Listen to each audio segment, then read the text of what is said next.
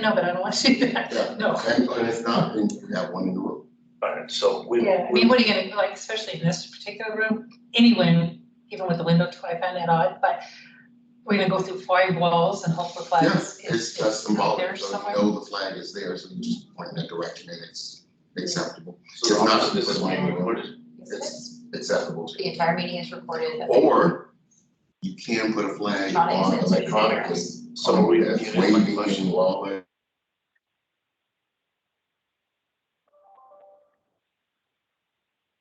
I personally feel odd doing the pledge to a PowerPoint. So I understand. But remember, it's just symbolic. I understand that as well. so if you would like that, we will move forward with that and make sure that we attain a flag that we can have for the meeting. And I'm agreeable We'll with that. get you a little 2x4 on a little stand. Charlotte, we're talking about having a flag for the Prickly Pear Room as well as the Saguaro, so when we stand for the pledge, we can do that. Okay.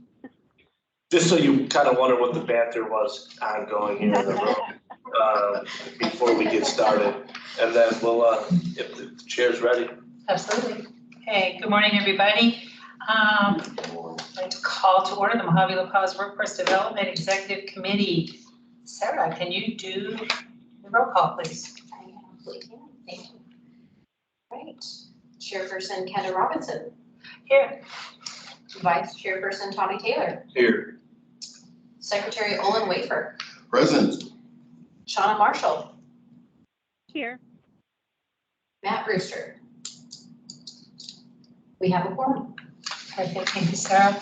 Okay, moving on to item 1, discussion and possible action, approval of the July 14, 2022 meeting minutes. They are in our agenda here, all the backup is there. Give you a minute or so. If you have any questions, comments, concerns, please let me know. I'd make a motion that we approve the meeting minutes. Is there a motion, do we have a second? I will second. All in favor? Aye. Any opposed? Motion carries. Moving on to second item, discussion of possible action regarding review of Mojave La Paz Workforce Development Board attendance, resignation request for nominations to join the WDB. New renewal appointments, Director Smith. Chair Robinson. So with this being said, as you can see in front of us, we have 3 people that need to be renewed. That would be Tommy Taylor, Regina Martinez, and John Deemer. All of them have submitted their information. Their 2-year terms to balance out the board of having 2-year and 4-year terms. So those are current board members that will be submitted for renewals based on their expiration date. With the board, we will take that to the board of supervisors. The next one we have is Ms. Nancy Campbell. Ms. Campbell has a wealth of experience. She has been voted, she's been voted Woman Business Leader of the Year for Lake Havasu area. She also has been a business person in regards to Campbell Construction, in regards to the housing area as well as other construction related activities. She would be a great fit, I believe, for the board. Her local connections to the Havasu area is extensive. She's been an entrepreneur for over 35 years. And really, when you look at it, in regards to construction management, hospitality, the hospitality isn't necessarily a sector in demand, but the construction is. But the hospitality goes to her entrepreneurship and different things that she's done as well in regards to creating businesses for Havasu as a small business owner. So I believe her resume speaks for itself. When you look at boards and commissions and committees, she's on the Lake City Havasu City Council, so she's a councilwoman as well for Havasu. She won't be representing that Lake Havasu City, but she is on the board. She's on the Metropolitan Planning Organization, the Rural Transportation Board. She's also serves as the Lake Havasu Regional Hospital Board of Trustee. So these are just a few of the many experiences that she has and skill sets that she'll bring to the board. That. Okay, and we need a vote on this? Yes. Okay, she sounds very good and very in tune with Lake Havasu, and I think it's a really great idea to have somebody from Lake Havasu, not just another person from Cambridge as well. So I'd entertain a motion to accept the board nominees, renewal, and new people for the board of Supervisors. Can I ask a quick question? Absolutely. Just because it's saying 2-year term, but on these forms it says 4-year terms. You're right. That's a great catch. I apologize. We will update these forms and we will send them back out to you. So you have those as 2-year terms. Great catch. Yeah. So they are 2-year terms? They would be 2-year terms. They used to be 4 years, though, Director, correct? So they give you the background per the bylaws. We're supposed to have an equal amount of 4 years and 2-year terms. What we were doing is anyone that did a 2-year, when they came off, we would then renew and make them a 4-year moving forward for the next one. Things got a little lot, as people left the board or renominated or nominated, the amount of 4 years to 2 years became out of balance. So this was a way to correct that when we looked at that, so that we would be more in line with our bylaws and just try to be compliant. So we'll make sure that we get those forms out to everybody, but it will be a 2-year term. Okay. Thank you for catching that. Any other questions at all regarding this? Okay, I'll entertain a motion. So moved. Okay, I will second. perfect. And a second. All in favor? Aye. Aye. Any opposed? Motion carries. Moving right along to item 3, discussion of possible action regarding ratification of letter of support for MCC Strengthening Community Colleges Grant. Director Smith. Thank you, Chair Robinson. So for number 3, the chairperson has the authority to do a letter of support.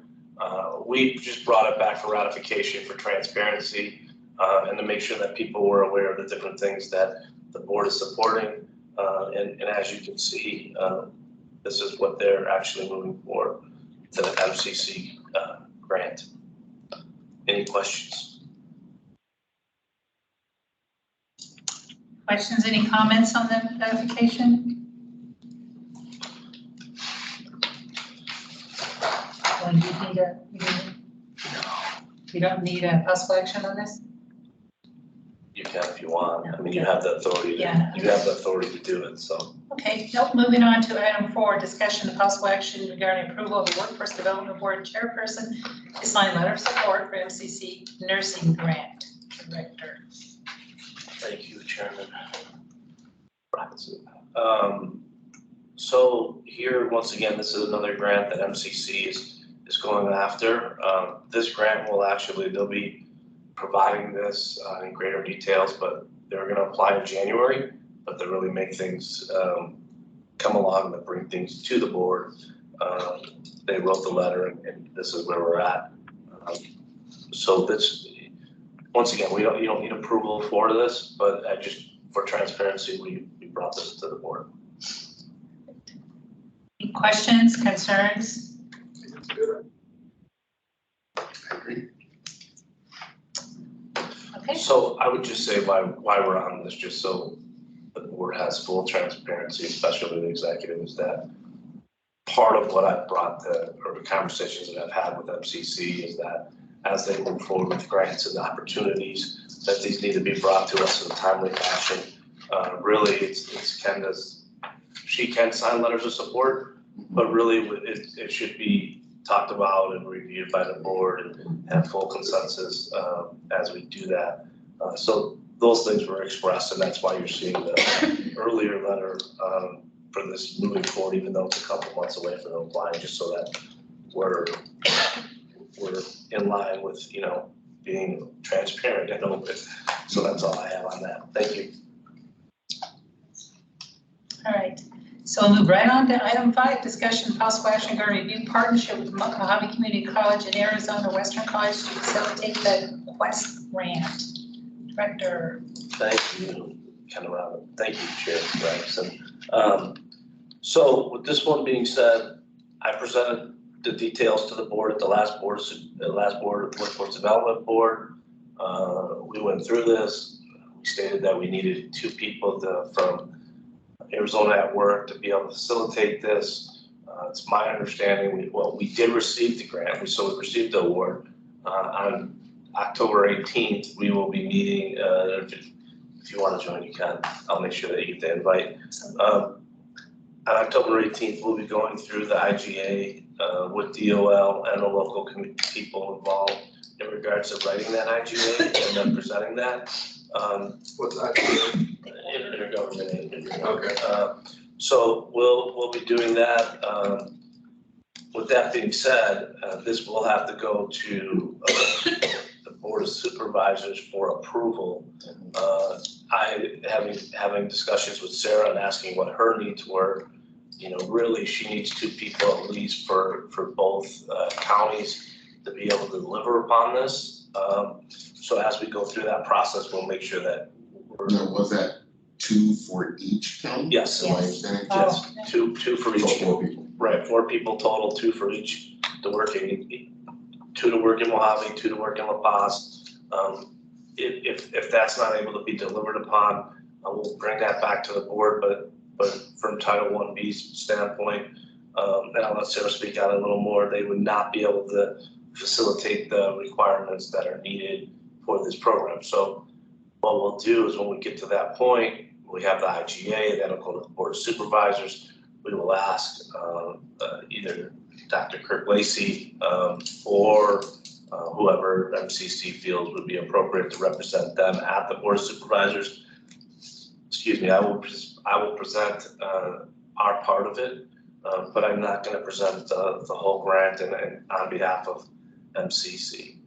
So they'll need to be present for that. And so as we look at this, once again, it'll be dependent upon the Board of Supervisors approving.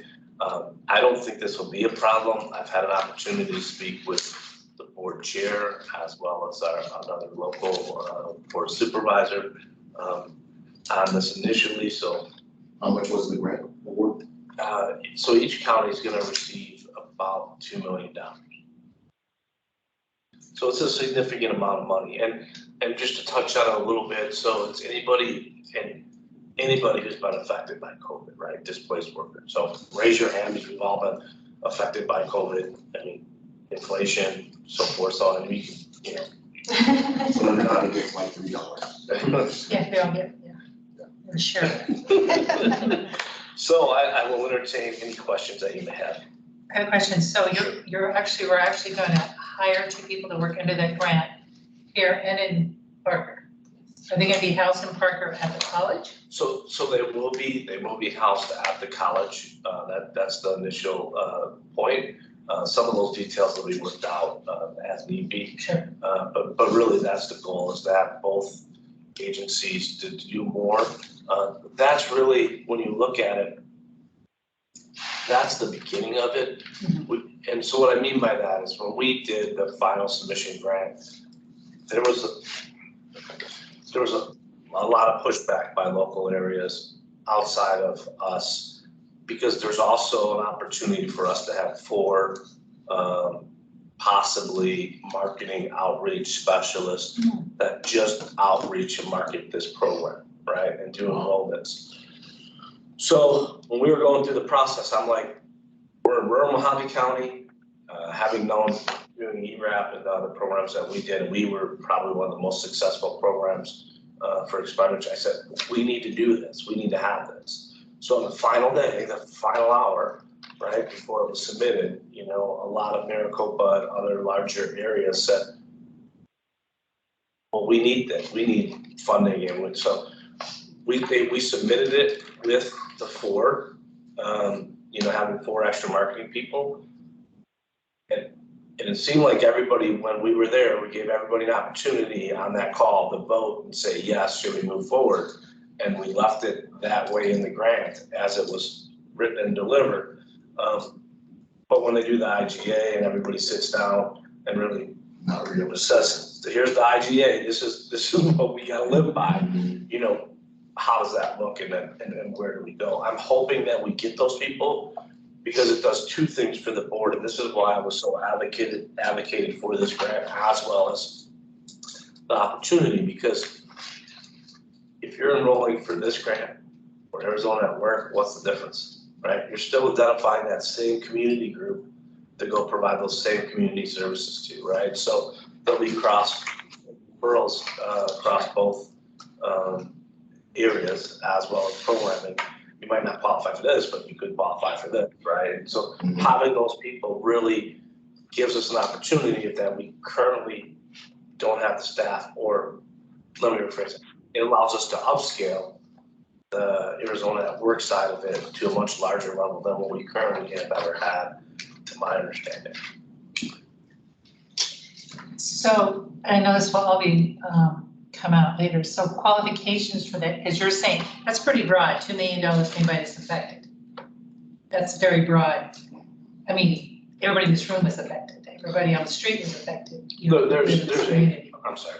Go ahead. No, I interrupted you. I apologize. Well, so anyway, I guess there's going to have to be some kind of qualifications as there is with the Title I funding. Is it going to follow in the same?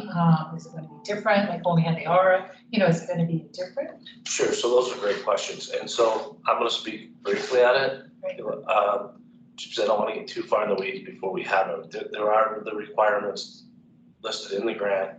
What we need to do in regards to each who qualifies, right? So we have listed that out. That is there. As the program ramps up, they'll do that. As it comes to everything that we do, the MOU, all the service requirements will be done the same as Title I-B for Mojave County, because what we don't want is training people and then someone's like, oh, they do this and then they do that. No. All policies will be done according to the local workforce development area. Gotcha. Okay. Does that help? It does, absolutely. Thank you. Sarah, would you like to? Do you have any other questions? I do. So we probably all will later. It will be very expansive.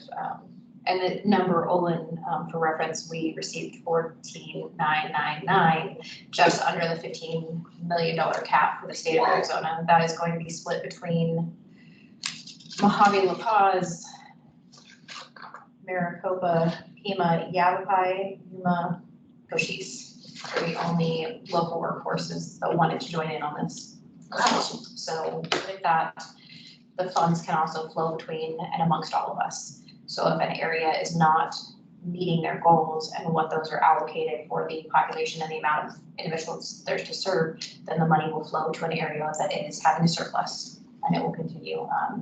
And how is that, and again, we'll get into this more later, but that just begs the question, how is that determined? Like, how is, I guess because sharing it with Maricopa makes me a little concerned, because, we're all the way different. So how is that term, like, you're not doing, the flow is not happening, when does that come about? So what I would say is, as we wrote the grant and as we facilitated it, each organization or each county submitted their budget of what they needed. And that's how the money will be divvied up. However, we also wrote the grant as such so that if one county saw a greater need and another county did not see a greater need, because it was a greater collective, we could transfer funds so that the funds would be expended and it wouldn't fall, it wouldn't put undue pressure on local areas to spend money that they don't have the ability to spend. Right. It's just being up with Maricopa, I don't want to take our money. Don't take our money. No, the monies are set, and like I said, we have that money. So. And we don't need any kind of Nope. vote on that. Perfect. Any other questions, concerns about that? Reading none, I'll move on to item 6. Discussion and possible action regarding approved integration of Atlas Software Development, Javi La Paz, Workforce Development Area Director. Thank you, Chairman, or Chair Robinson.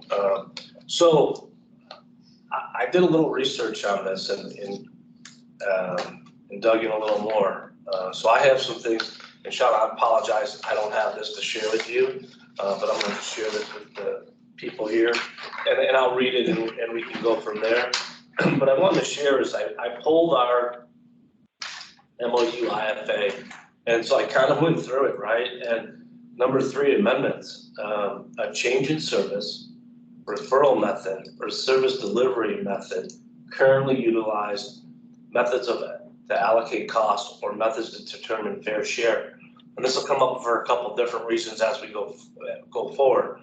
But it's my understanding that we couldn't ask any other core partners to do this without amending it and getting their signatures. You know, it kind of, and like I said, I don't know for sure because referral method, we were using emails and communicating electronically anyways. Are we splitting here, right? I think from my own perspective, I think I want to get clarification from DS in regards to that. I don't think it necessarily service delivery method currently utilized.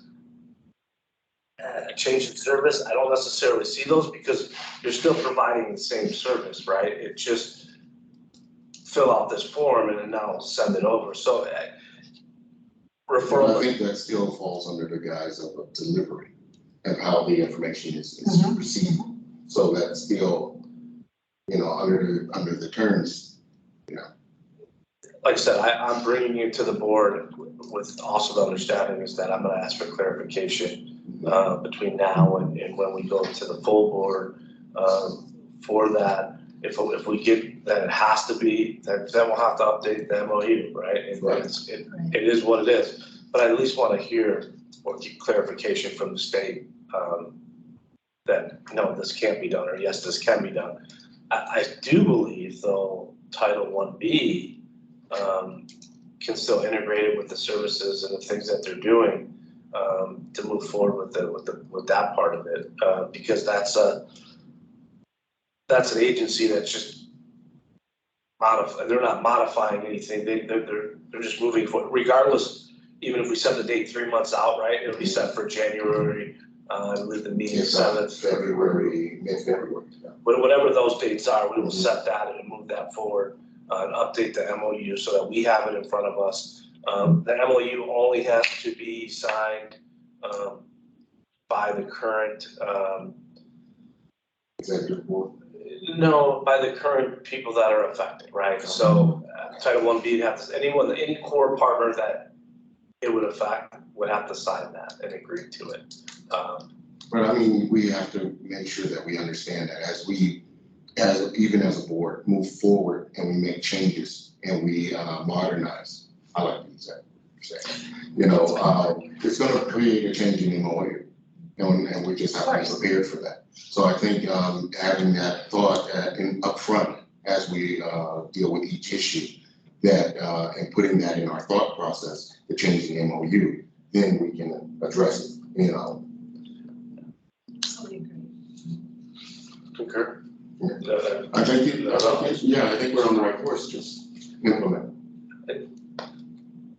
I tell Sarah this all the time. It's like I look at all this stuff and then you look at our plan, it's 100, and in the MOU and the IFA, that's 176 pages.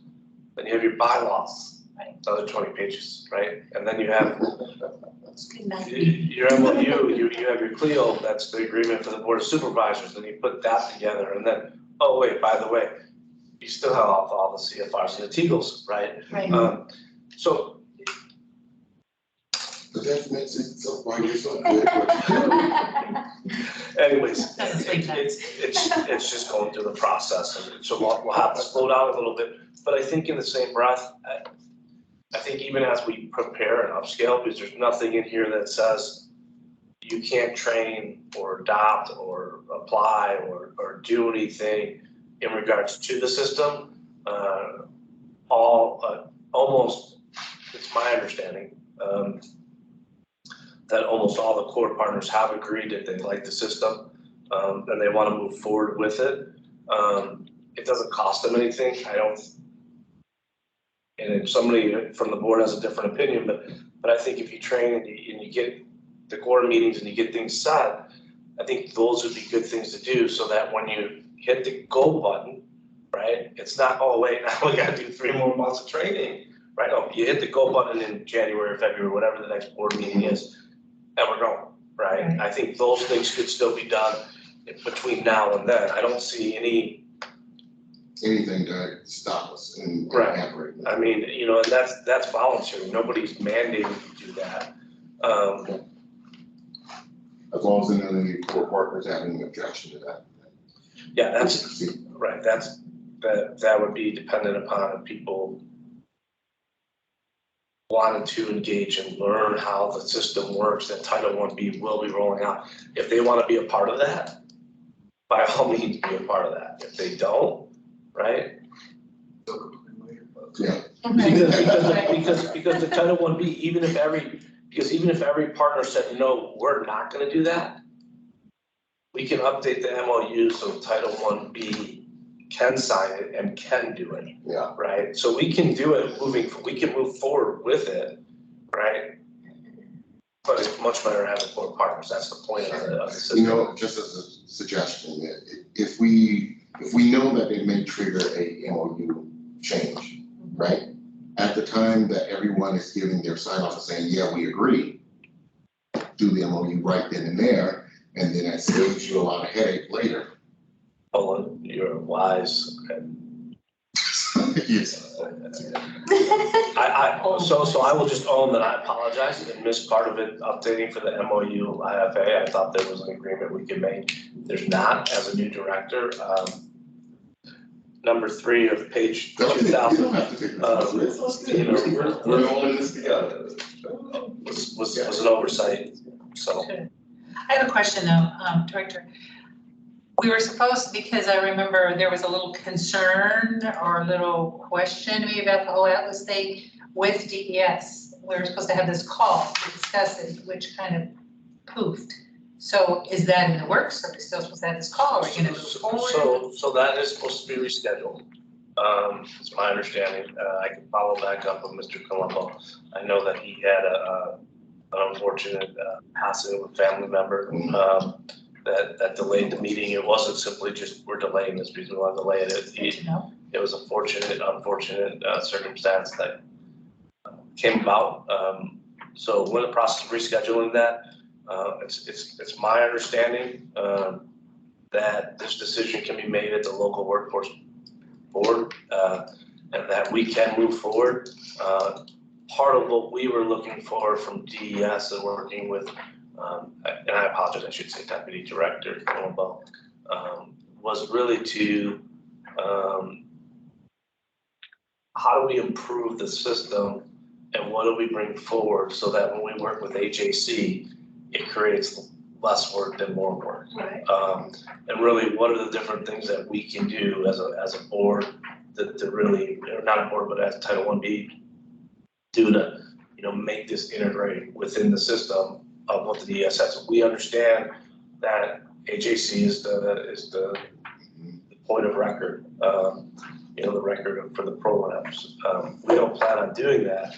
What we do plan on changing is looking at the way processes are done and how we can move the ball from text messages to outreach to all the other things to referrals, right?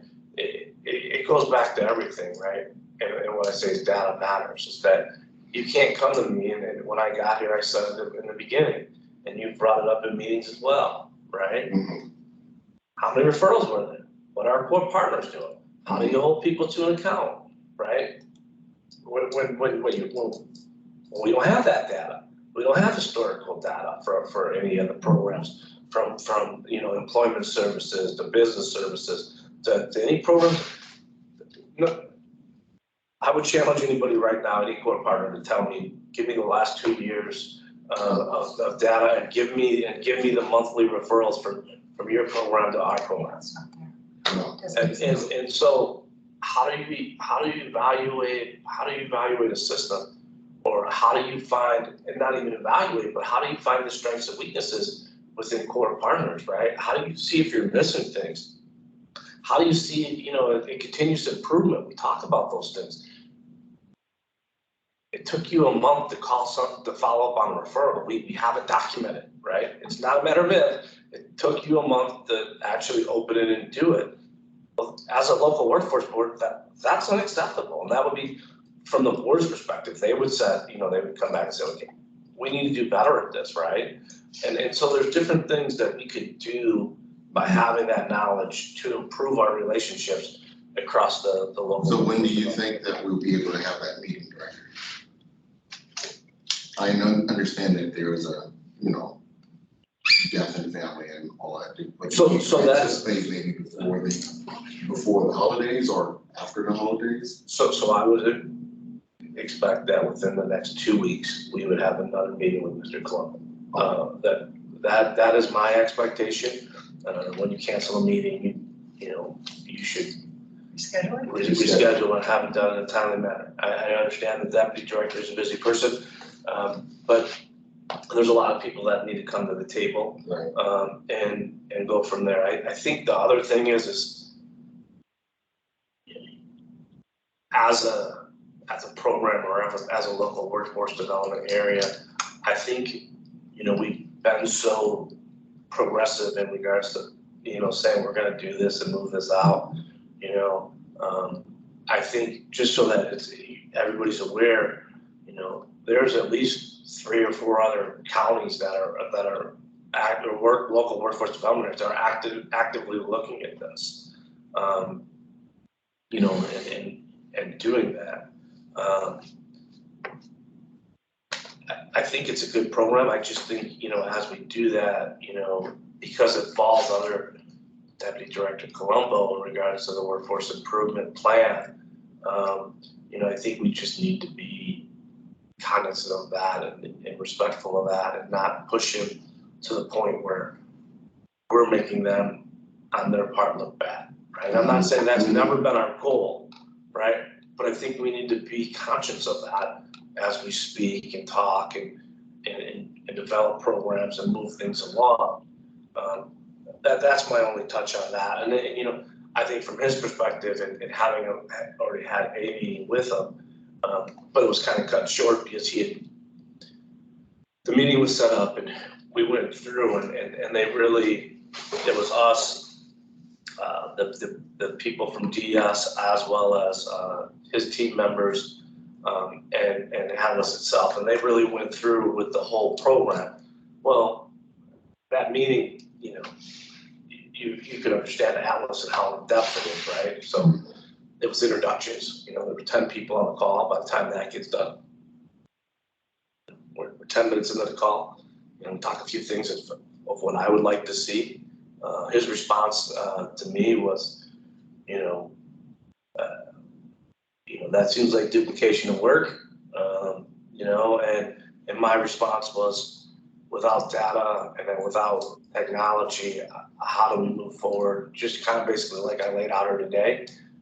For the referral part, it doesn't really, for programs, does it take more? I think it actually saves things. And the reason I say that is because if we're doing a referral to you and you give us your application, we can have them fill the application out while they're in front of us, right? And then if they have questions, they can send over the application, at least filled out as much as it is so that you're not going through that where you have some qualifying factors. The other thing is just for other local resources, you can put whatever you want in there for your referral. But the other nice part about it is, let's say we run out of funding for a certain program, right? Well, as you're looking that up to send that referral, you already know there's no funding here, right? So why send somebody a referral to somewhere where there's no funding? Send them to, relook and then send. So, the long story short is, I think as we look at this, I'm just trying to give the executive board the full picture of where we're at and the conversations that we've had, to be transparent of how we move forward. But the MOU has to be updated, the MOU IFA has to be updated, and that's one of the things that, so it gets tricky, right? And the reason I say that is because the MOU is up in 9 months, right? Actually, 7.5 months, right? The IFA is over, 2023. So it has to be updated and move forward. So we're gonna be redoing all this. The nice thing I can say, at least for the MOU IFA for us, is we've already done it, right? And we just did it for all of our offices, right? It should be a lot of copy pasting, updates quick, send it off. Even if we update for Atlas, once again, if it's done, it's done, right? We take what we've done and we, resubmit it and we go from there. We're ahead of the game. So that's all I have on that, unless there's any other questions. Not a question, but just a comment, I understand. So we can do this at local. We don't have to have their blessing to put blood. Correct. We can just move forward whether they think it's duplication of work or not. We can move forward. We want to have a discussion because of being transparent, but we don't really have to do that. We don't need to ES's blessing to move forward with this. That's my understanding. Thank you. Any other questions, concerns? You don't even have a vote, correct? Moving on to item 7 of the agenda, discussion of possible actions, review RFP for one-stop operator director. Thank you, Chair Robinson. So with this one here, I want to give an update on this. We did the RFP, we sent it out, we got zero. So with that being said, we did make some changes for the RFP, which you can see here. Says that may include a hybrid model, which would include remote work, right? So giving people the option. I also brought this to the local Arizona at work. So I just wanted to take the temperature of the state.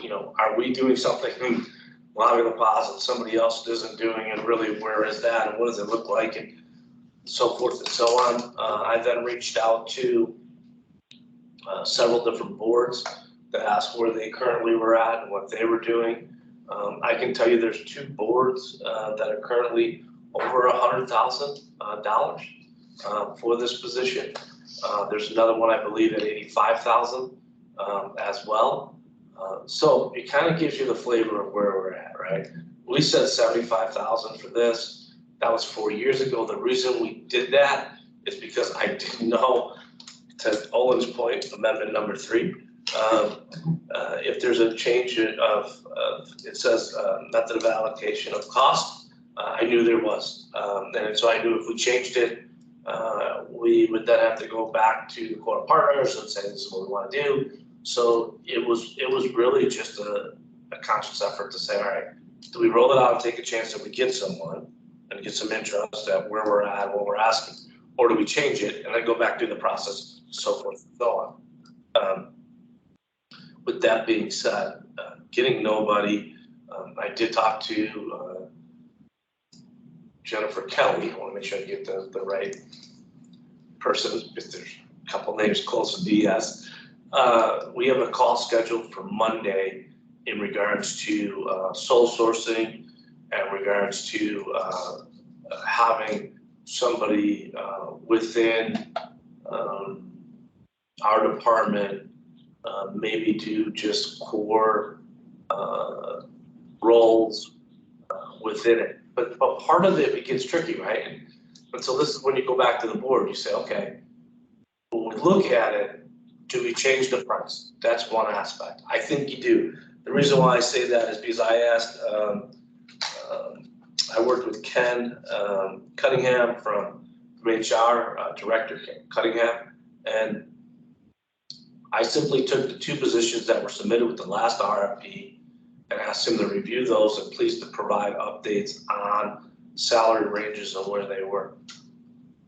Those 2 positions, one was a coordinator position because it aligned mostly with the roles of what a one-stop would do, and then an office assistant for that person. Trying to think of what somebody's RFP would look like. You're only guessing, right? Because you don't know. When you combine those, take the median of those two positions, it came out to 116,000. Which, when you think about it, you're like, it's 116,000, right? But if you still go back and do the simple math of what it costs just as the county, right? We budget and allocate benefits from 37 to 40%. So when you think about that, right? So person in this position, if you left it at 75, just to give the update of where it was at, a person doing this role is making $35,000 a year. Who wants to learn 2,000 plus pages and WIOA law or and have a 1-year contract to make $35,000 a year? Needless to say, it's not very large. So a couple different things need to be had. Part of it is when you put out for RFP, right? Part of the law states that all requirements of the one-stop have to be disclosed within the RFP request, so that everything's documented. So you can't put an RFP and then, oh yeah, we're gonna change this and this is all you're gonna do, or you're gonna do more. So it really opens up a couple different things when we're looking at it from the board perspective is, you know,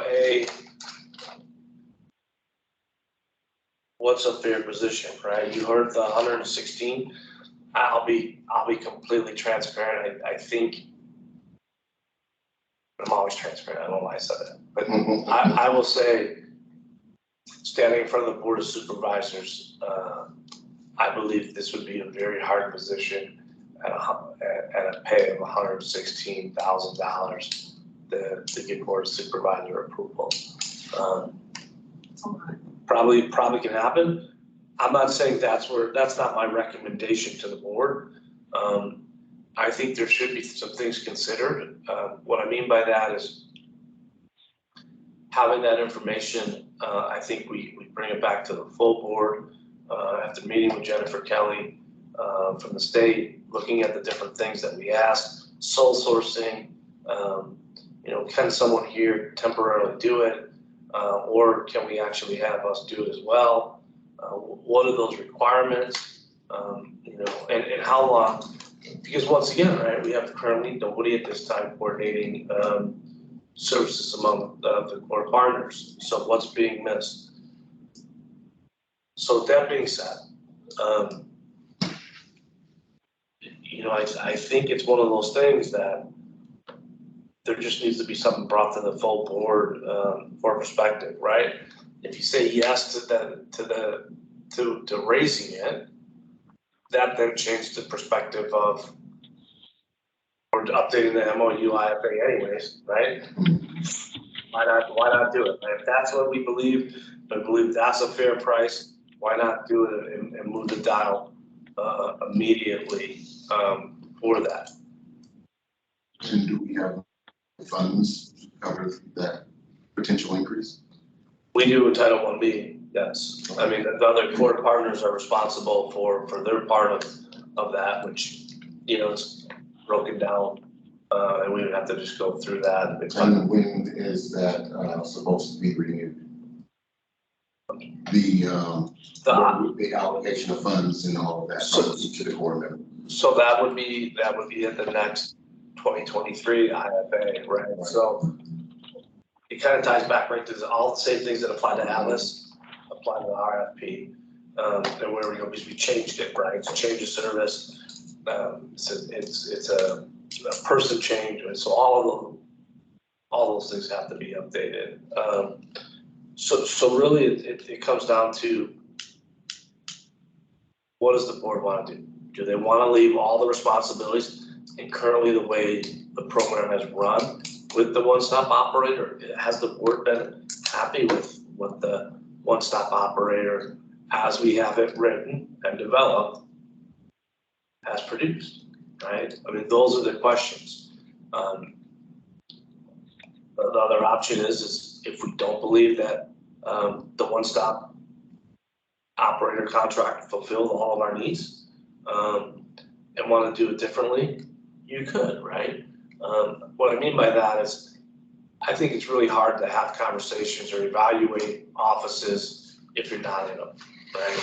Or conversations, or just the way the flow of an office or core partner works without being there. How do you know if somebody was there, right? If you're not there, right? I mean, are you gonna send emails and check in and know how often the core partners are there without having that information? I think you gotta look at what's delivered. Are there consulting companies that will just strictly do the bare minimum on a hybrid level? They are. If I believe that that's the best option, I would say no. And probably most of the core partners would agree with you. So I think the real issue here is restructuring the contract and making sure we determine where the money is coming from and can we fund that through 2023 and then, carry over and the increase to each of the core partners. And if we can do that, I think you'll have a really good buy-in from everyone. Well, being that I came from that to this, from the county to the state, being a core partner, I have a couple of concerns. One being, I definitely agree we need to raise it because not only their own insurance, that they also have to have a bond of insurance. At one point it was $1 million. That's gotta be hugely expensive for anybody, so that's gotta be part of their salary, whatever we determine. I do have a concern with, I had a concern all along. Well, first of all, giving fairness to the last person that filled this position, COVID was very hard to do. That made his performance was hard. And I think given the situation, he did a phenomenal job. Going forward though, I think we need to have more from that position that has been given before. Of course, with COVID, I understand why that happened. Also, I have a concern with it being under just Mojave La Paz. I think that's where I think an independent person makes more sense to me to fill this position, because given all the partners equally, because coming from the county and working for DES and for the county, I solely have a lot of trust in the county because I know what goes on. However, not everybody is keeping with transparency. I don't think that should be a person that currently is on the county payroll, is my point. Maybe temporarily, because we do need to move with this, we need to get some stuff. But in the end, I think we need to have an independent person. To get somebody like that, the money's it's going to be higher, because unless you just have them fall into somebody who has all their insurance and everything under their spouse or whatever, so they don't have to pay for that 35 to 40% to have their own insurance. They still have that bond, they still have to have that. But my question is, where would they be structured or put in as an independent? Who do they fall under? So The board. So can we do that under the bylaws? So- Someone working directly for the board? So the way it's written, just to be clear, it's one of the first things in the thing. The one-stop operator is not staffed to the board. Right. The one-stop operator, though, the one-stop operator is, the board serves as oversight for the one-stop operator, right? So it's a little tricky. That's why you put the RFP, they have to do the RFP.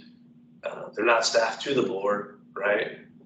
But within that RFP, it says that, I could go back to find the exact terminology, but that there'll be, like other duties assigned or something in there that says, we'll help the local workforce area to perform their goals and to accomplish their mission. So that's in there, right?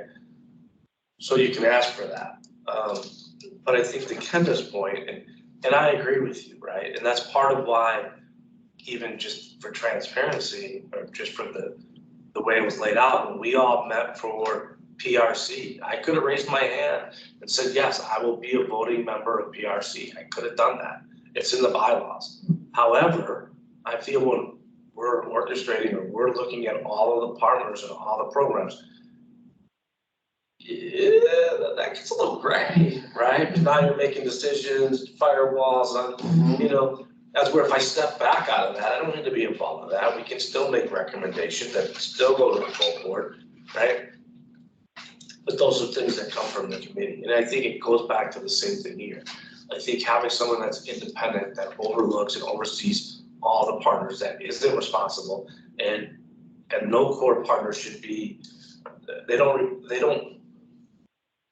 report to core partners. They report to the board, Right. and the board has oversight, right? So when you start having county employees, and not that we would, because we have firewalls, we have things that separate it, but some things get blurred. That's where if they're an independent, they know that they're an independent because they're paying for all these things, right? And then, so they have a little bit of leeway. So I agree with you. I think it does. I think if we look at it, we do something fair, we bring something back to the board, of keeping it the same way. I would say as we look at inflation, and what's come about, if we looked at the two positions, right, it was 116. In my heart of hearts, do I think you need two positions now, having been here for a director, for 2 years? I'm gonna say the answer is no. When you say 116, what are you referring to? So 116 is, I took those numbers when I told you I met with the director for HR, and you took two positions for the RFP. When they initially did this 5 years ago, when they sent this out, they thought it would take two people to do the whole county, right? We see that with Jason, it didn't take two people to do the last one-stop operator. It didn't take two people to do that. So when you look at that, do you need the two positions, right? And that's what I'm saying. When you took those two positions, you took the median of both of those, it came out to 116 for those positions. When you looked at just strictly a coordinator position, you had it from like 40 to, I want to say 80, right? However, that was just like, if you took a position, because we didn't have something to base it off of. So we were just looking at different positions within WIOA. But I think when you look, and then I had a follow-up conversation, I said, well, they still gotta pay for insurance and they still gotta pay for this. So like the bond for this, it's about $2,000 a year. So right off the top, when you think of that, whatever dollar amount you said, take 2,000 off that, right? And then when you take benefits to do that, if you said 80, right, and you take, say 40, you're looking, a little less than, it's like 36, right? So then you're looking at 38,000 out of a $80,000 contract, just goes so that you can run the one stop. So where's that income, right? Where does that dollar amount? If you look at it, I think if you put it, just taking a little bit of look at it, I think if you put it at 90,000, I think that's a fair starting point. Depending upon what is done, go from there. I mean, if you look at other areas, and I would say this as well, right? I know 4 different areas right now that don't have one-stops, and nobody's applied. Nobody has applied, right? So where does that go? The people that have one-stops, they don't have what we have. They have a consultant that they're paying 30 or 35,000 that does the bare minimum. So I'm gonna do a Zoom meeting, come together, and that's it, right? Do a community partner meeting on Zoom, there you go. I've done I'll do that for 35,000. I've met my core responsibilities, right? Those are the minimum, right? But that's not what we have in our RFP. And I think if you look at the RFP and the way it's done, I think it's important. And the other reason why I would say it makes even more sense that it's not a county employees, because we blur all those lines, and the EO officer right now was the one-stop operator. We've transitioned that now to the head of HR. So that'll be going to the head of HR. With that being said, I think that's the right spot for it at this time. But I think when you have the one-stop operator, right, who's independent, right, they can then look at the different core partners, or even Title 1B itself and say, yeah, you should have received services. Let's have a follow-up conversation, right? As opposed to, if it's a county employee, we're having lunch together, you think, I'm gonna deny that, you know? It blurs once again, it blurs the lines. So those are my perspectives. And I don't think there's it's up to the exec to make a decision, but I think having all of the details after my meeting Monday with Ms. Kelly would be the way to go. Just to say, all right, here's where we're at, this is where we're going. You know, if there's a recommendation that needs to be made, just because we don't know if we'll get a quorum, I would probably recommend to the board that you change the verbiage as you see on the screen, and that you move it to 90,000 and go from there. Those would be the two things that I say to look at least that way. You can start the process if we don't get a quorum in regards to moving the MOU and the IFA forward. Thoughts? Have you spoken, it sounds like several counties don't have a one-stop, and the ones that do are getting the bare minimum. Is there anyone that's, and going back to the question of should it be functioning the same way as it has been, have you talked to any other counties that are happy with what they're getting, that's been successful? I haven't come across anybody peer-wise that has been happy necessarily with their one-stop. Just one person I talked to said, yeah, not the right person or not the right way. You know, they're gonna change it a little bit to fit their needs. But to answer your question, I don't have anybody that raised their hand and said, we do it well. But I had that conversation, you know, on the Arizona at Work call, just to, because I wanted to know kind of like to your point, right? I wanted like, all right, who's doing what and doing it well? I think there was one organization, if I remember right, that said they did a hybrid and that they were happy with what they had, but they were out of Phoenix, right? You're not gonna, Phoenix and Arizona, you know, when you look at geography and what's required, not really the same, right? I mean, you know, you're looking at, you know, if you travel in your car, and that's the other thing we didn't even hit on, right? I mean, the travel reimbursement is how does the one-stop, if he's not, or he or she isn't in the office once a week, how do you evaluate that? And look at where our comprehensive centers are. No matter what city you live in, you're driving 30 miles plus to get to those other ones. That's one way, 60 plus round trip. So those are thoughts.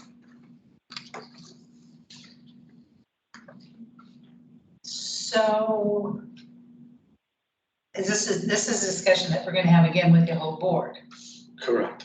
okay? And then at that point, you'll have more, your call, you have more of a, I would like to be on that call as well. 4 o'clock on Monday. Perfect, I'll send you an invite. sounds good. And then it'll still, at the end of the day, have to be approved by the board of supervisors if we raise it. Yes, Yeah. as well as all the core partners. So it's something you have to bring up in front of the entire board. Yes, because once again, it goes back to the amendments and the operation and cost allocation. When is the next full board? 2 weeks. 27. In 2 weeks, and where is it at? Parker. AWC. Okay, so any other questions, concerns, or anything on the RFP for the one-stop operator? You know, not needing kind of action on this? The only action that I would say is change the verbiage and change the salary if that's Yeah, what, okay. if those would be the only 2 starting points. So that we can start the process of the MOU IFA. If for some reason, we don't get a quorum, we've had a quorum since I've been here, but I don't wanna Right, assume and then not be able to move forward with updating the MOU IFA. we can do that from, if we have an action on this today. Yes. Okay, then I entertain a motion to move forward with changing the verbiage and also the increasing the salary for this position to 90,000.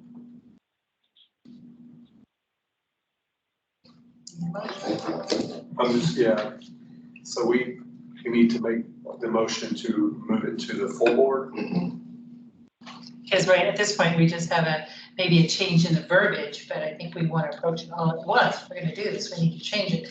I think we should be in agreement that the 75, we've already put it out there for that and got 0. Right. So we need to move it to a point where we can get some interest, and also because of all the other boards, I mean, even at 90, we're going to be below what.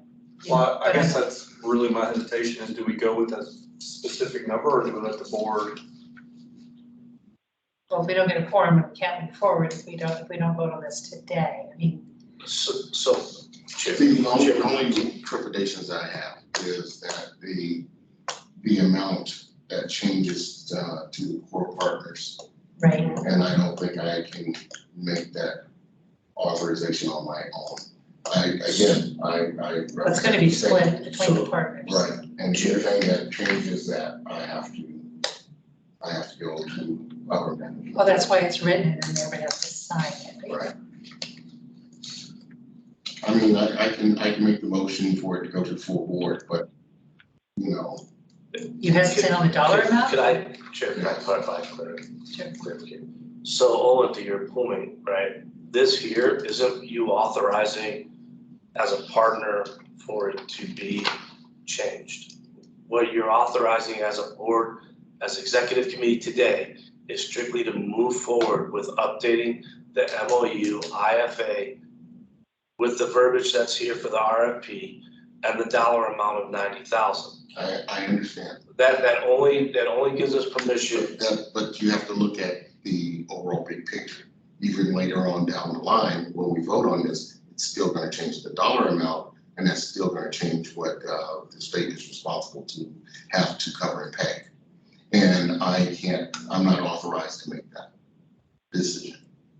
That has to come from someone above my. You're just authorizing to put it on there to get the signature. I can do that, but if we all agree and say yes and it passes, then essentially I've given the green light to do that without the approval of my supervisor. I think what you've given the green light for is for it to be written and then it still has to be signed.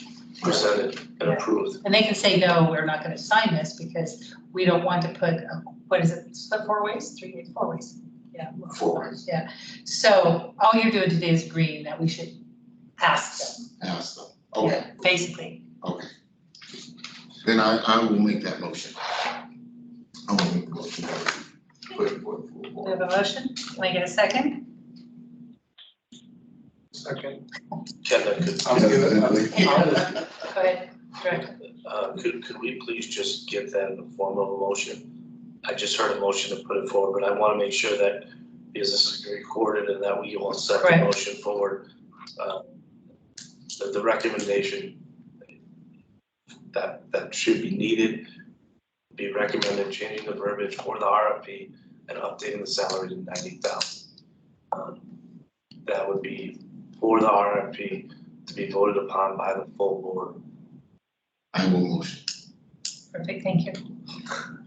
I can't make a recommendation, so I understand. somebody will have to repeat that back. Okay, You want, really?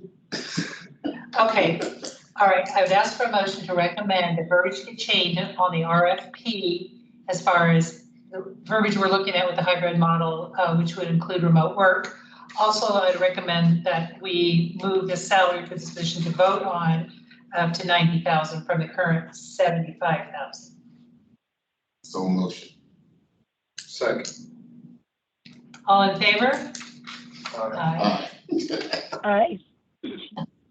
Any opposed? Hearing none, motion carries. Okay, we will move on to item 8 of the agenda, discussion of possible action, review and accept WIOA data validation closure letter, 4th quarter. And it actually is in the backup. Director. Sure, thank you, Chair Robinson. So here, there was 105 data points.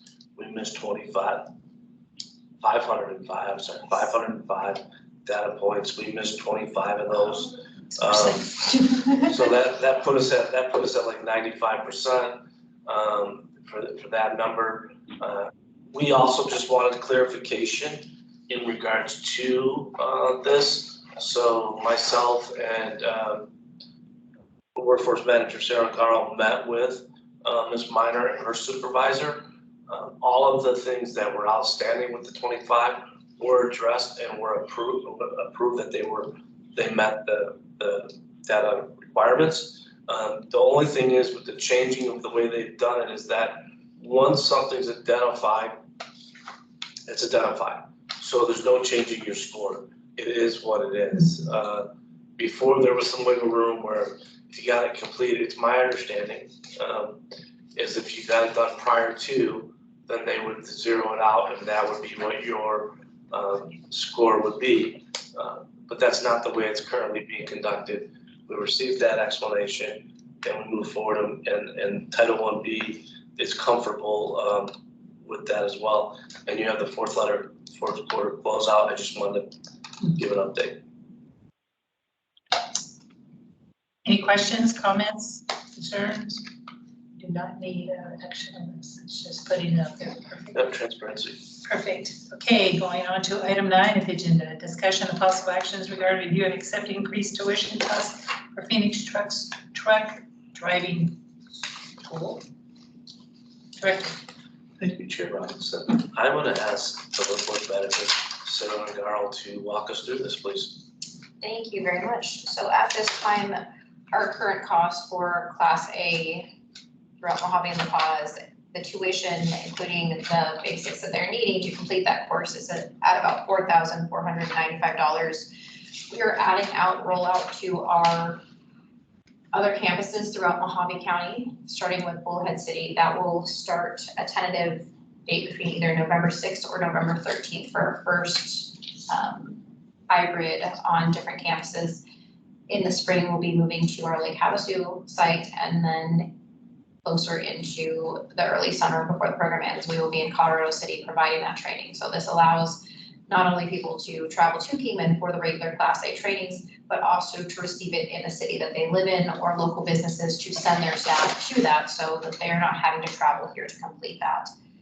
With the cost of them having the instructor move to these different sites per quarter, as well as the current increase in fuel prices, they've asked for a tuition increase that came to $5,850. That is per participant. So it's about $1,355 increase across the board. And is that just for the remote?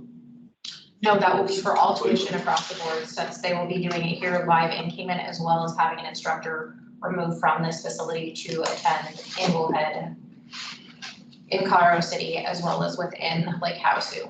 And at some point, we will also be rolling it out to AWC in Parker. So we will be going to all sites and ensuring that Class A's are across Mojave and La Paz. So the actual instructor out of Kingman will actually travel to teach these classes in the remote areas With the trucks. and I think 1355 is pretty reasonable. It is well. Right. And do we really have an alternative? I mean, these other guys providing. So currently in Mojave and La Paz, this is our only Class A. We do have other providers on the EPL throughout Arizona. We are maybe a month out, so if I put someone into a training to date, they're going to start about mid-November, 4 or 5 weeks out. If we were to send them to other areas within Arizona, we are looking at 3 months out for them to even begin those trainings. So is it that much demand or just? There's a very heavy demand for it. I think our choices are to do it. I mean, And it's very reasonable, it's a reasonable amount, I would think, especially to bring it to the. So, Chairman, I would also just make sure the board's aware that this is a sector in demand. It does pay high wages. It benefits the community greatly. Absolutely. I think Class A has always been a high demand and always been difficult to fill. So the more that we can put that out there, we proved that over and over with Dot Foods coming in, how we got all of those people to work Of course, working with Stop Foods and everything made it tremendously easy as well. But it's definitely a high demand industry, lots of jobs out there, and pays very, very good money. So absolutely. Do we need an action on this, or? Yes. Yes, okay, all right. Well, then I would entertain a motion to approve. Review and accept the increased tuition costs for Phoenix Truck Driving School. Second, or I guess, so Me moved. first. So moved. Perfect. I'll second. All in favor? All right. Aye. Aye. Aye. Any opposed? Motion carries. All right, moving on to item 10 of the agenda, discussion, possible action, review, and approve adding CDL Class B courses provided by Phoenix Truck Driving to the ETPL director. Thank you, Chair Robinson. So I would just, as a starting point, once again, say, these are also very good wages for somebody that would get a Class B. I would say it also helps our local community in regards to bus drivers. And I would also mention that the workforce development manager and her team worked very diligently to make sure that this could happen with Phoenix. It wasn't something that was currently being offered. They put a lot of extra effort into it, so I would recognize her team for that as well. And at this time, I will ask Sarah Garland, Workforce Manager, to please give an update. All right, thank you very much. So this training will also come with not only the Class B, but passenger hazmat and tanker endorsements. So they are able to train. So our school bus drivers, a lot of our businesses who are actually requiring or providing the services to their staff to bring them on site or to help them with those travel expenses, this will be able to support their need. And we've been asked from every area across Mojave County for this specifically. It will only be offered in Kingman. We do have additional supportive services for those that are going to need to be traveling, but it is only a 2-week course. So it's much more condensed and quick. Get them through, get them what they need, and get them out providing those services to our community. Is there any idea where the potential, I'm just gonna say client would stay? So we have several different local options. We usually choose something that's going to be closer to the campus, and it's going to be affordable for them for that 2-week timeframe. And you have it broke down here. So this is a 2-week program. Yes. Okay, so you have it broke down here and the different prices. 2 weeks, they're going to, I don't know, that just raises a flag for me because a Class A person can do a Class B job. But, clearly, someone with a Class A can do a Class B. So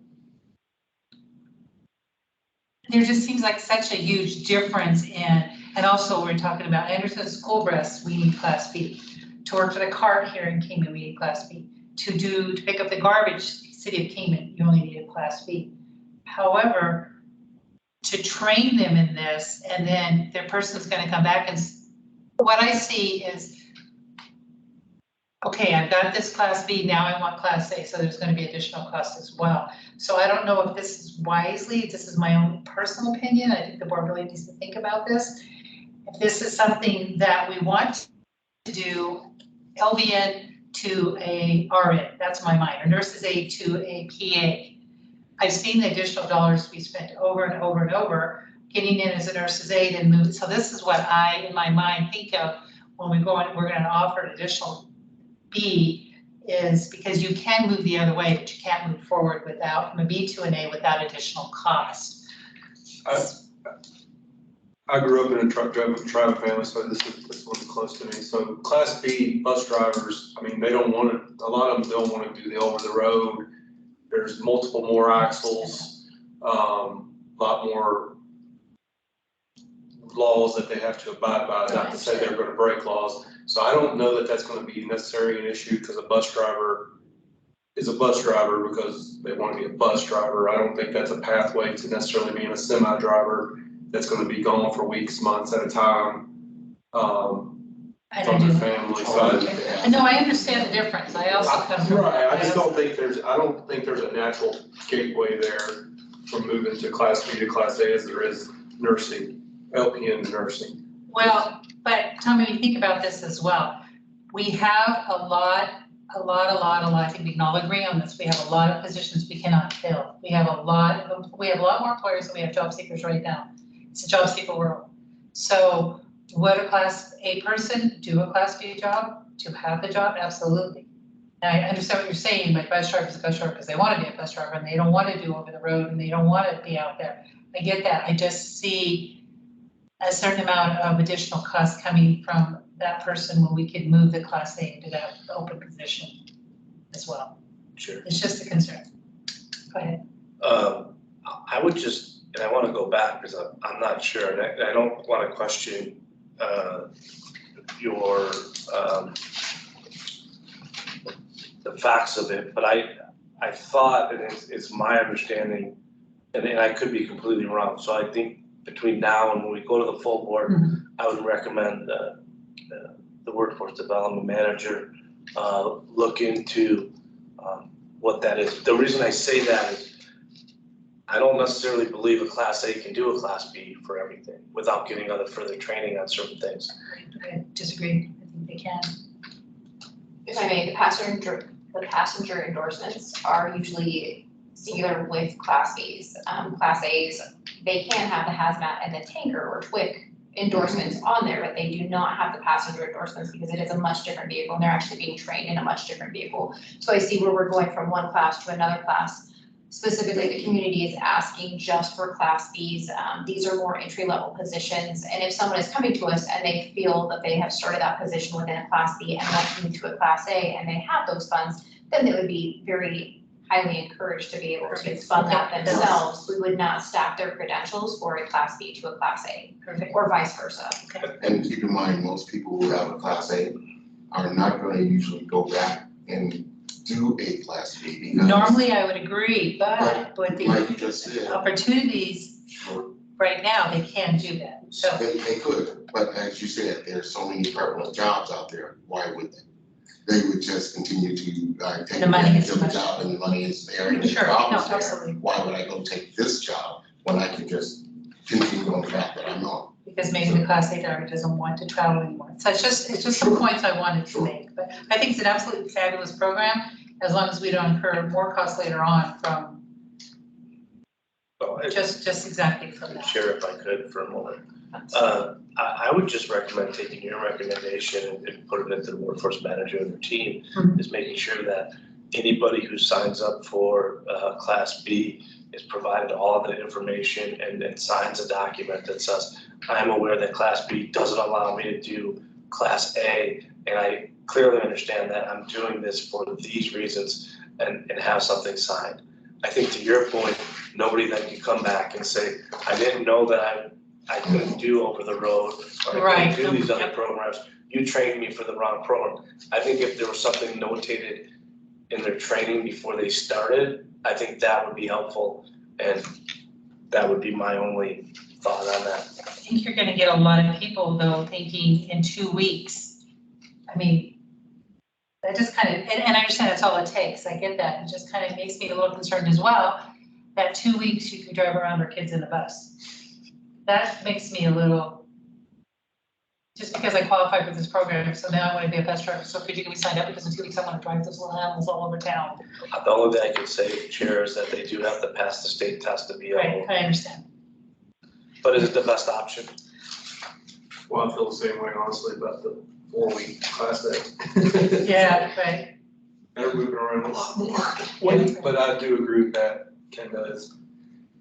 2 weeks you're driving kids.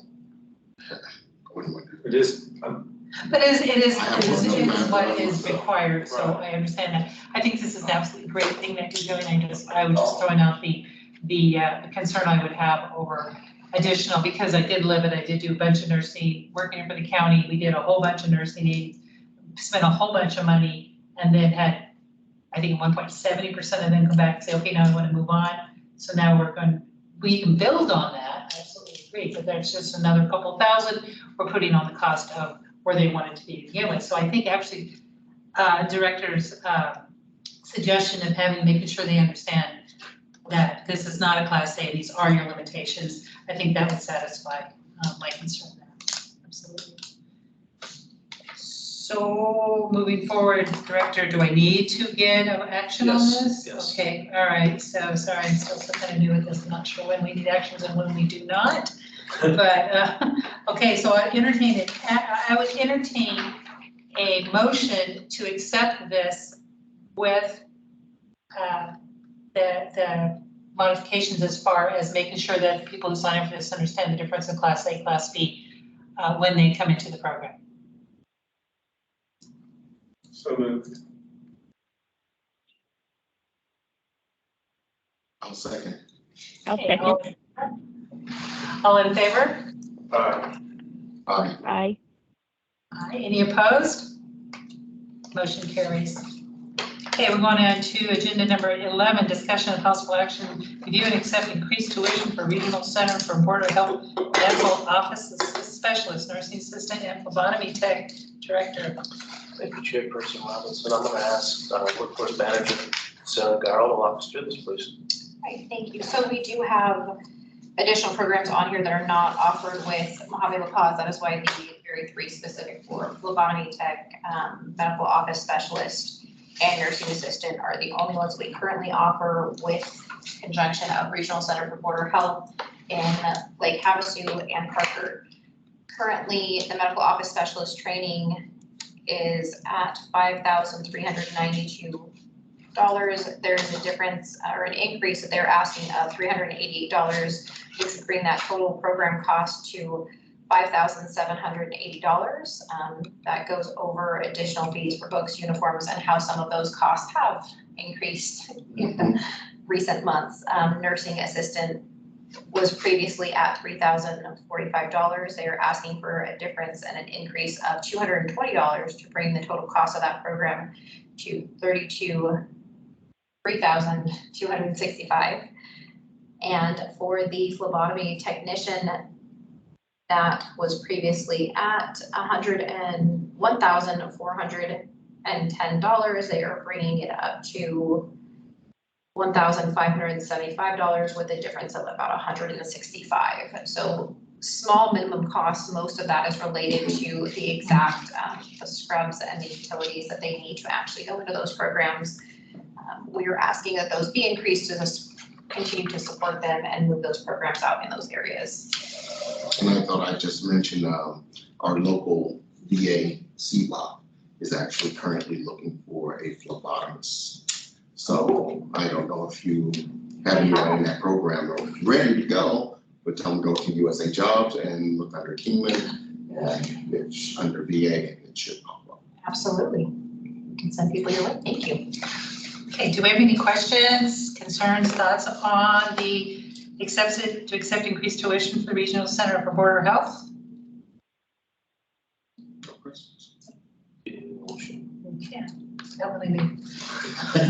All right, I'll entertain a motion to review, it's okay, review and accept increased tuition for the Regional Center for Border Health Medical Office Specialist, Nursing Assistants, and Phlebotomy Tech. I will so move. Second. Any opposed? Whoops, I'm sorry, all in favor? Got that? Aye. Aye. Any opposed? Hearing none, motion carries. Number 12, discussion of possible action regarding review and accept Mojave Community College ETPL updates. Director. Thank you, Chair Robinson. Sarah Garl and her team worked tremendously on this. Tremendously with MCC and to make this was no small lift. So thank you, Sarah, for everything that you've done. Can you please walk us through this? So this is just 3 programs that are going to be updated on the ETPL. They're asking for an increase in the price for that. That will be for basic EMT, certified caregiving certificates, and a nursing assistant certificate. These are being condensed and put at a very higher pace, so the training full-time and then out into our caregiving facilities, our hospitals, and everywhere that is desperately needing all 3 of these positions. For basic EMT, the allied health costs of that have gone up from $650 to $1,300, so over double in that area, and that is for physicals, immunizations, TB tests, background drug screening, flu vaccines, and other additional testing that is required specifically for that position. Within the caregiving certificate, the tuition for that went from $405 to $810, so doubling in Wow. that area for the 22-23 program year. That includes a lot of those allied health costs that have increased. And then for our nursing assistant, we did have tuition increases from $486 to $972. The books decreased from 138 to 129, and the overall total cost of the program went up from 1,081 to 1,567. So we have increased significantly on all three of those programs to provide services within our area for those who are needed. Did you say that did you say they're gonna try to make the classes quicker? Is that why we're seeing this? So these are increased directly related to the testing that is incorporated in those. The reason why it is added now is because we're rolling out with them as quickly as possible, as they will be in condensed, non-credit cert formed courses. So Non-credited? they can move into stackable, but they are credential forming, non-credited.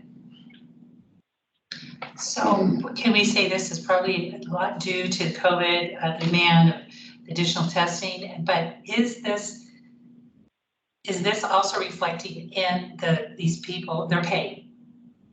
You know, as far as they're rolling out higher paid positions to get them more qualified, more tested. The increase in CNA, 3 years ago, the base salary was right around $12 an hour. Mhm. It is now up to 17, and in other places, $18 an hour. So it has increased dramatically for these positions because they need them. There are over 300 open CNA positions just in Mojave County. And caregiving facilities have shut down as a result of not having staff. So we're trying to. The only sad thing I have in this is, once we get into that equilibrium stage where we're all living with COVID, you know, are they? That's what it's called.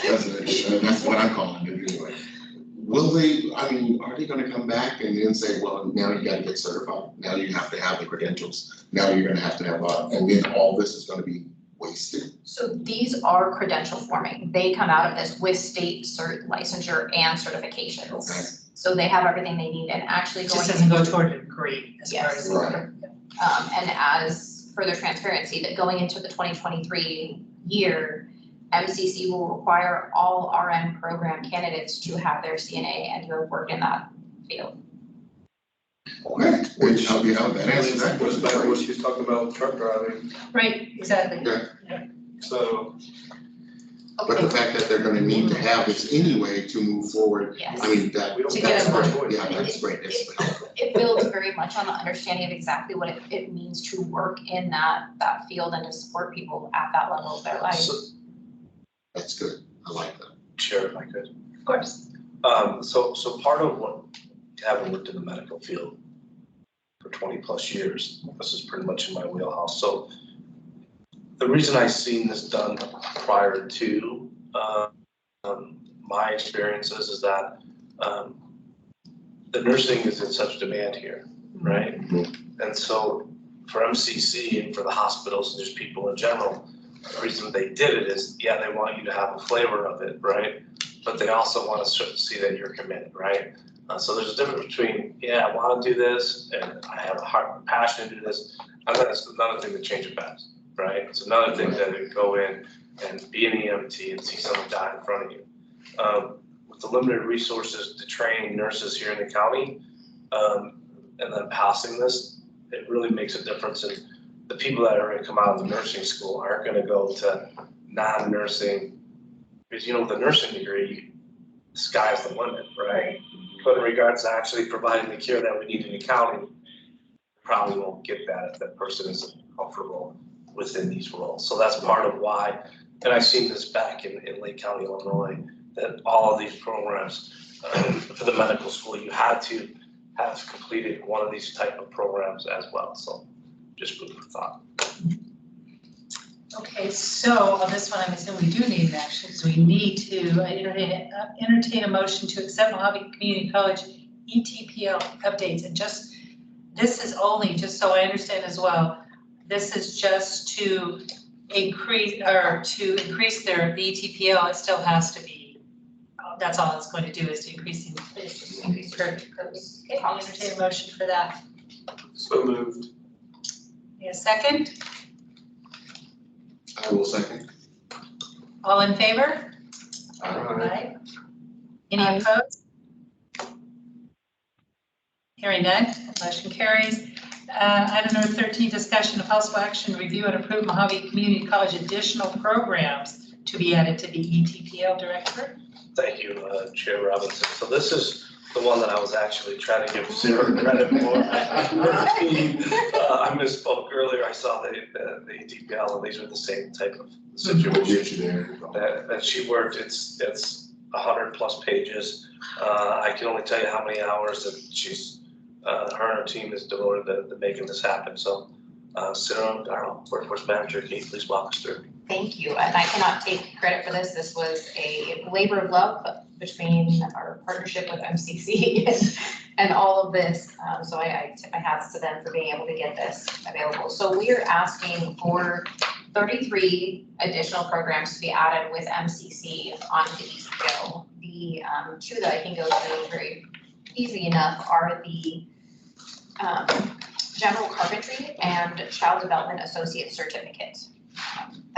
Those have both been asked for by our employers within Mojave County, specifically for both of those fields. Our schools are wanting a pathway, and that Child Development Associate Certificate allows them to get certified and into the schools to providing services and build onto that career pathway for them.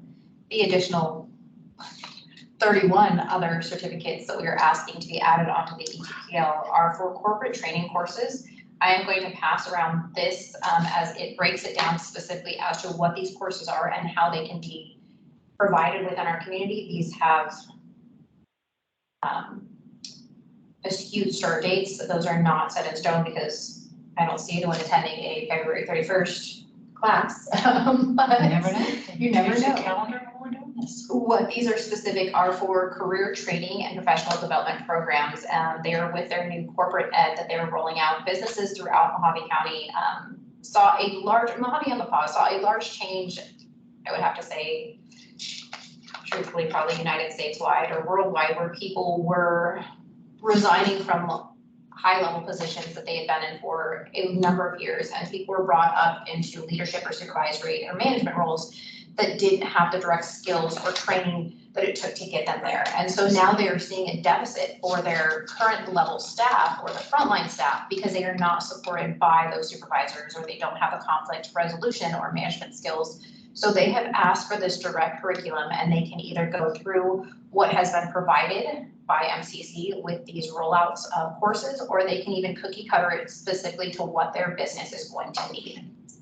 So with this, we would like to move forward. I'm going to pass this around so everyone can see that, because I know that this is a massive document to go through for those 31 programs that are going forward with the corporate education and training Mojave Community College. So, Sarah might ask, so each one of these are separate little customized trainings that, like say, an employer can send their employees to before Yes. moving. It's like a supervisor boot camp, if you Yes. would. And there's 31 editions. Yes. Oh, And those are going to be going out to all sites. The plan for MCC in partnership with us, local chambers, and businesses are to be able to provide that everywhere simultaneously in Bullhead, Kingman, and Lake Havasu City. Okay, so really what we're discussing here, the action is just to put these on the ETPL to give, so we can use the funds to do this. Yes. Makes sense. Any questions, concerns? This is 31 additional things that we're offering, and I think this is the way of the times. This is what we're gonna have to do. We're gonna have to move forward.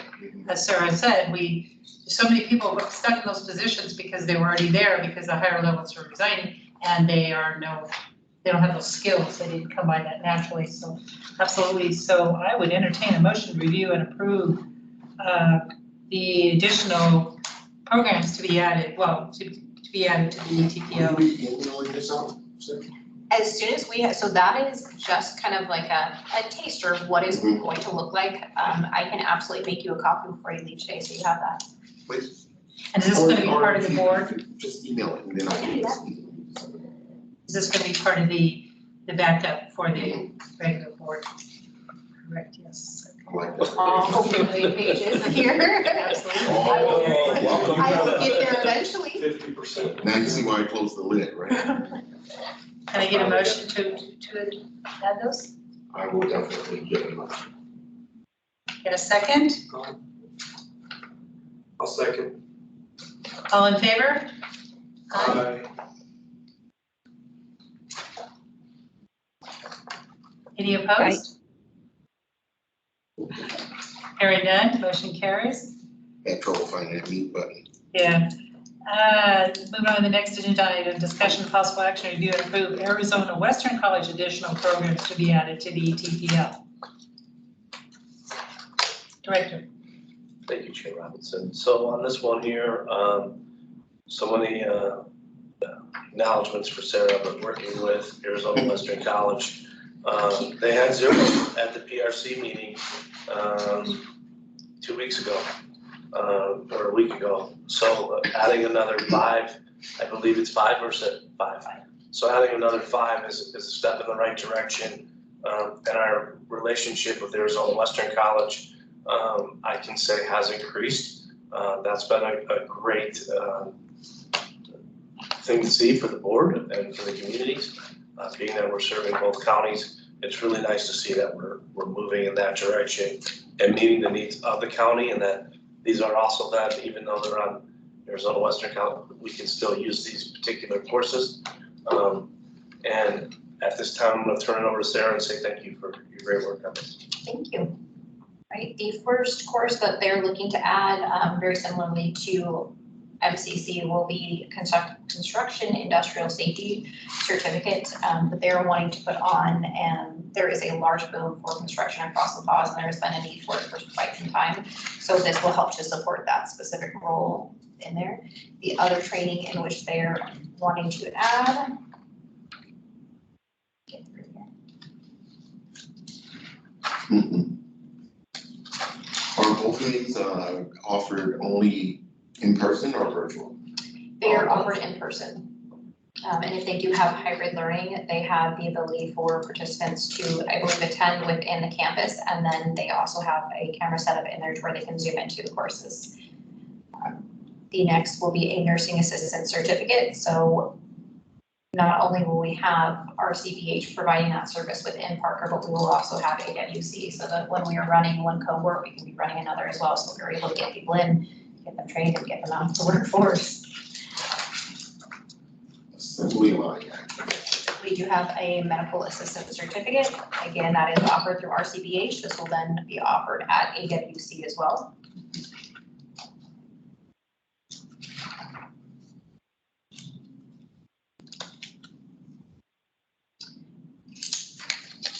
They are asking to add a professional IT support. This is actually a Google Cert course that they are available to provide on campus. They have been pushing a lot of these Google Certs throughout the entire United States to be able to increase those. They are accredited and able to provide that, and that gets them at like an entry-level IT position to at least get them started before they go to a boot camp. They at least know the language of what they're saying so that they can get out into that position. So Chair, just to interject, I'm glad to see that the Google ITs are being put forth for this area. It's something that I had brought to the board almost a year and a half ago, and it said, let's look at it. So I'll definitely be interested to see how they do and see what they move forward, but it's a great opportunity, especially because of when you think of in the next 5 to 10 years, when you look at automation and the jobs that they're gonna take, this is a job that somebody could have still, and it won't be affected by the automation of things like when you worked at McDonald's, right? You no longer go in, you can do the touch screens, so this will help our community and they can do this remotely. So I think this is a great program. And this is not something SCC currently offers as part of the UTPL? No, they do not offer the Google certs. They do offer IT and other support within technology, but not directly those certs. But the Google certs, it's my understanding, when you look at it across the country, they're accepted and almost every company will employ you if you have the Google certs. And they're recognized, not just it's Google, right? So anyways. The last program out of those 5 is for phlebotomy technician. So again, we have that ability for 3 medical programs that are going to be rolling out into La Paz County that we can offer in contingency with different cohorts rolling out with RCBH. So we're going to really flood that area that's highly depleted.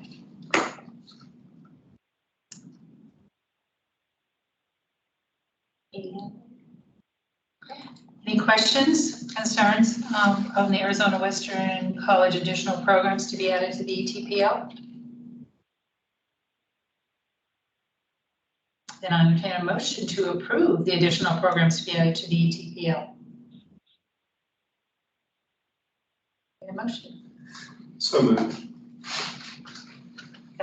Can I get a second? I'll second. There we go. All in favor? Aye. Aye. Any opposed? Hearing none, motion carries. Number 15, discussion and possible action, review and accept draft agenda for the October 27, 2022 Workforce Development Board Meeting Director. Thank you, Chair Robinson. Is there anything that we've spoken about today that we would, the one stop, we're gonna update that and have it as an action item. But is there anything else that anyone from the board would like to see or have removed?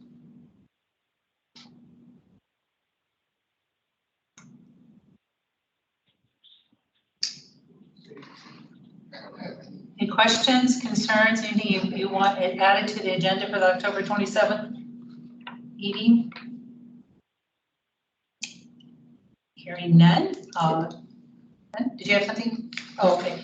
All right, then I would entertain a motion to approve the draft addenda. It's a hard one to say. So moved. And I'll second. All in favor? Aye. Aye. Any opposed? Hearing none, motion carries. And the last one is discussion only, review response for Q3 documentation upload to DES Director. Thank you, Chair Robinson. So here, it's just being transparent. When we get the findings, right, we share them. When we get you did good, we share. So once again, we're just sharing this. There's no action needed. Okay. Just to let the board know that there were no findings. So I'd like to hear, right? No findings. Exactly. Perfect. Okay, moving on to reports. Director report is up first. Sure. I would just say that, everything's been going smooth. We're looking at workforce housing. That's a big deal. I think having the different board members now, as well as doing the different things that we're doing with the workforce housing study. And then we're doing a county-wide housing study. It'll be interesting tying that back to how it affects us here at work, right? Workforce. They go hand in hand. They're not separate. Havasu City, which they have completed their housing study. So I'm interested to see how that comes out. And then also just so that everybody knows as well, so when we did the housing study, we also included, because we do Mojave La Paz workforce development area as well, we also reached out and had conversations with the chair there, Deuce Minor, in regards to the housing situation in La Paz. And we agreed as a county that we would include everything south of the Mojave La Paz County border to Parker within the study. So that was a big lift for them. So they'll have that information, and obviously those are the key areas that we serve from Havasu to back and forth with different things. So those are some things that I've been working on as well. Workforce, you've heard the RFP and heard the different things. I attended a bunch of different meetings and presentations, and I would just say it's really great to see the changes and implementations that I've seen from Title 1B, from the marketing, from having the new business coordinator, seeing the energy, seeing the different things within all of Title 1B. I mean, those are the things as a director that it warms your heart. It knows like, all right, we're moving in the right direction. Right, we're doing the things we need to do. We're securing the grants that we need to secure as a program and as a partnership with the core partners. We're meeting the needs of the community, and I can say, I've been here just a little more than 2 years. I've never felt more comfortable as a director, having the opportunity to serve the community as I have today, and that's all I have. Any questions? Oh, I'm sorry. One other thing, Your time's up. Chair. Okay. I'll leave it for you and see if you No, catch it. Last thing we'll do is just so everybody knows, and to Owen's point, we did not have clear communication. The director will get an email out by COB today, letting people know that who the chair and the vice chair are, as well as I will ask the chair to please sign letters of thank you and acknowledgements for former chair Joe Thornberry, Kristen Ott, and also Anthony Stoto from Dot Foods. We didn't have a chance to do these because the chair and the vice chair both reside. They're both going to get the letters. So it's just something that we do, but just so everybody knows. That's it. Well, as new chair, I don't have a lot to report. I do have a couple of comments. One, I am not a bit concerned about what we talked about earlier about the Atlas and how maybe that's not done everywhere, it's additional work. Full confidence in Mojave County Title I. Sarah, her team, it's amazing. You guys always drive. It just seems like Mojave La Paz is always coming up as well. No one else does that, or we do. No one else is transparent. Maybe the one-stop operator has somebody who has 3 one-stops that they do Zoom. We're not happy with just being part of the norm. That's why I'm very excited to be the chair. I've always been very excited to be part of this board, very proud to be part of this board. So really, that's kind of my report altogether. I do want to flag if we can do that, because I think that when you pledge allegiance to the flag, you really should see that flag. It's just my own opinion. Of course, if somebody else didn't want to spend the money, definitely would entertain those thoughts. However, that is something I'd really like to see Consider it done. change. Perfect. Thank you very much. That's kind of all I have right now. So at this time, any executive committee member who would like to share information can come forward with their announcements. I have a little bit of an announcement besides just the chair report, and that is because now I'm back in the employer seat as far as being part of the board is as part of ALO. We're moving forward at a very fast pace. We had a little slow down time for a minute. We're about ready to hit the ground running. We're going to hire 70 to 100 people, installers, Mojave County, and another 70 in Yuma County coming up very soon here. Mid-November, we're going to hit the ground running. We need lots of people. A lot of the positions are going to be entry level, very willing to train as long as we have our core values installed in that. So just a little thing, we're moving forward, going to open our store at Sears. We're in the old Sears building. We're thinking January. We're getting permit specialists strategically all over Lincoln, Colorado, and Arizona. So we're going to be moving forward at a very fast pace, going here and soon to go live January, February in Mojave County with telecommunication fiber optic installation. Great news. Well, it does seem like an infomercial. Yeah, yeah. What was, That's what I talked about a little bit on. Chair, really quick, what's the entry level wage? Can you share? Yes, I can. Installers are going to somewhere from $17 to $23, $24 an hour. Not bad money, not at all. I'm also doing offers today for permit specialists at $21 an hour in Lake Havasu and Yuma. What we did as a company, as they put it out, we had 3 positions to fill, but it's going to be a remote position, so it can be done from Lincoln, Colorado, Arizona.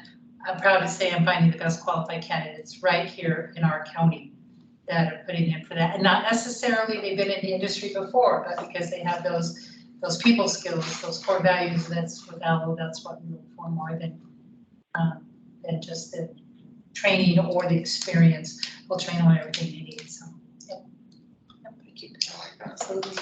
At this time, we would do a call to the public. Anybody in the public may make an open call. Anybody on the phones, anybody in the room? Would like to make any kind of public comment? Hearing none, with no other topics needed to be discussed, I will adjourn this meeting. Thank you. Great discussion, everybody. And I just want to say to you guys that are here, and then probably Chama's still on, but just thank you for your commitment to the board and, the community. I know that it's not easy to step away for, call it a half day, right?